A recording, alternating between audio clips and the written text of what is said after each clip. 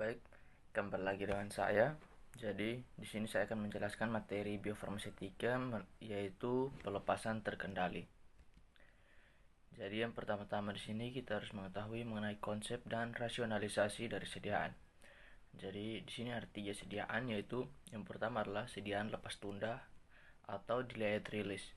Nah, sediaan lepas tunda adalah bentuk sediaan yang dirancang untuk menunda pelepasan obat sampai mencapai lokasi tertentu di saluran cerna atau setelah waktu tertentu. Nah, pelepasan obat itu tidak terjadi segera setelah pemberian, melainkan melewati lambung atau setelah lapisan pelindungnya larut. Tujuan dari delayed release ini adalah yang pertama, untuk melindungi obat dari kerusakan oleh asam lambung. Kemudian yang kedua itu melindungi lambung dari iritasi obat. Yang ketiga itu mengerahkan obat ke usus untuk absorpsi optimal.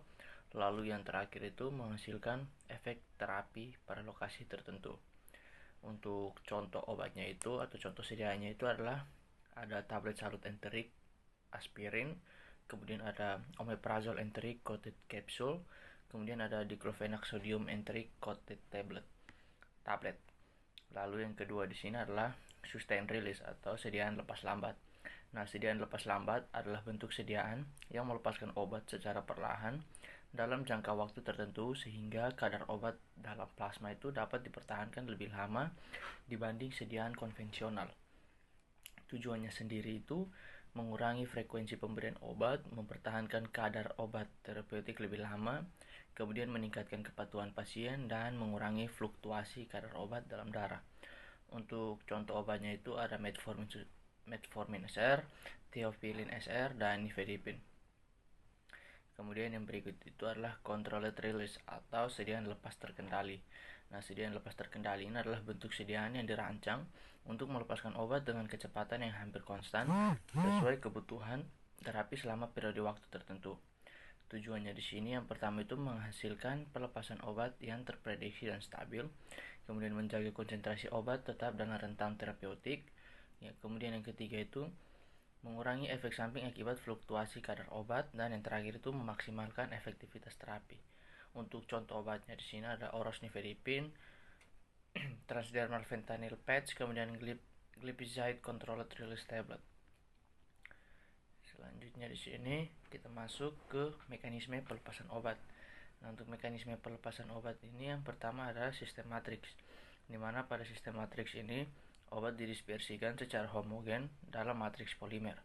Nah, pelepasan obat terjadi melalui proses difusi atau erosi matriks. Nah, mekanismenya itu yang pertama difusi, di mana cairan tubuh masuk ke dalam matriks, lalu obat berdifusi keluar secara perlahan mengikuti gradien konsentrasi. Yang kedua itu erosi, di mana polimer matriks mengalami degradasi atau pengikisan sehingga obat dilepaskan secara bertahap. Untuk karakteristiknya sendiri, yang pertama itu formulasinya itu sederhana, biaya produksinya relatif murah, dan pelepasan obat itu dipengaruhi oleh sifat polimer.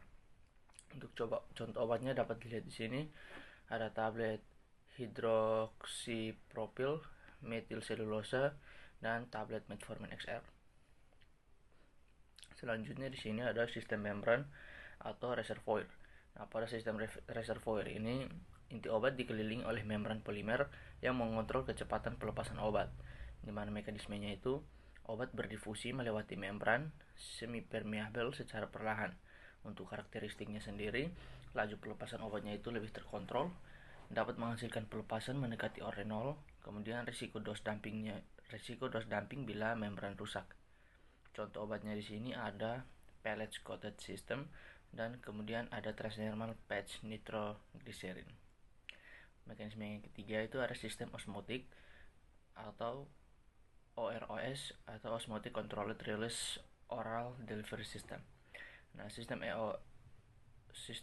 OROS menggunakan tekanan osmotik untuk mendorong obat keluar melalui lubang kecil pada tablet. Nah, mekanismenya itu yang pertama itu air masuk melalui membran semi permeable, kemudian agen osmotik mengembang, kemudian yang ketiga itu tekanan meningkat di dalam tablet, dan yang terakhir itu obat terdorong keluar melalui orifice dengan laju terkendali.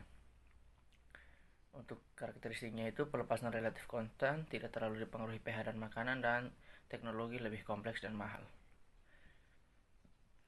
Selanjutnya kita masuk untuk parameter BA dan BABE dan IV-IVC. Nah, untuk profil Cmax, yang pertama itu untuk pengenalan mengenai profil Cmax, Tmax, dan AUC. Nah, yang pertama itu Cmax.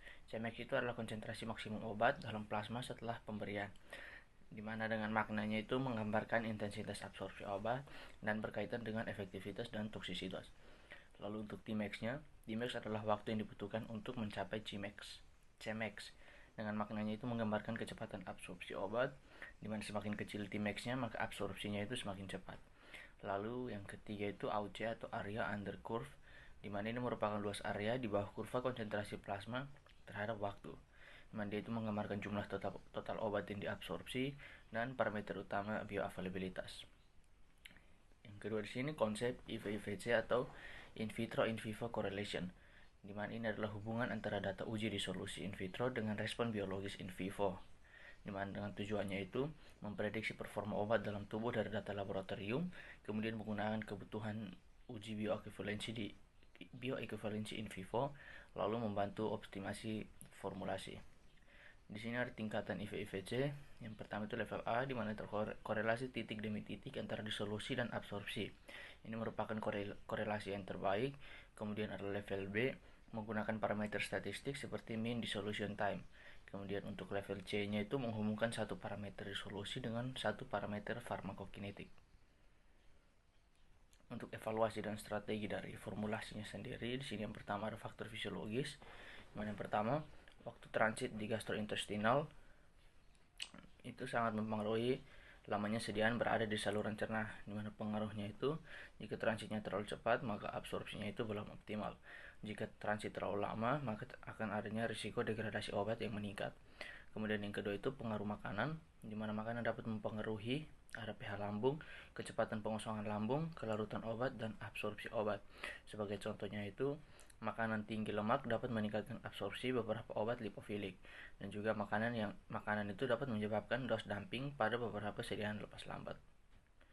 Untuk evaluasi dan strategi yang berikut itu adalah faktor sifat obat yang cocok untuk sediaan lepas terkendali, di mana karakteristik obat yang ideal itu waktu paruhnya itu sedang 2-8 jam, kemudian poten dalam dosis kecil, absorpsi baik di saluran cerna, dan memiliki indeks terapeutik cukup luas, serta tidak mengalami metabolisme lintas pertama yang sangat besar, dan juga yang terakhir itu stabil pada pH saluran cerna.